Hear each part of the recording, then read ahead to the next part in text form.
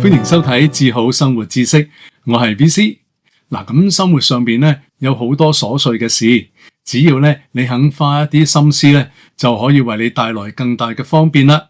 例如咧係點樣將一袋咧未食完嘅麵包啦，又或者係開咗封擺喺冰箱裏邊急凍嘅水餃啦，咁一啲嘅零食又或者係一個手抽袋，係點樣可以將佢完全密封呢？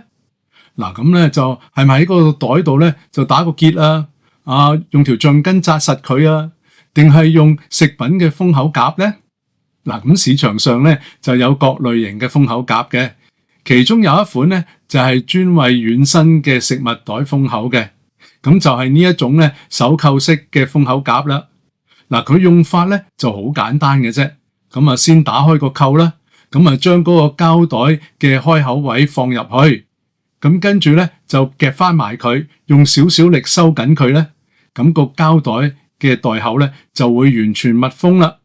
嗱，咁隔籬咧就有一個掣，一撳就可以鬆開。嗱，咁我用緊嘅呢一款咧係可以將日期扣咧係掛上去，而唔用嗰陣時咧就可以貼喺雪櫃門上面，真係超方便，值得推薦啊！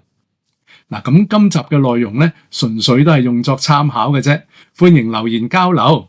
咁喜歡呢條短片嘅朋友，請你俾個 like 我，同埋分享出去，順手撳埋個啷啷訂閱呢一條嘅頻道。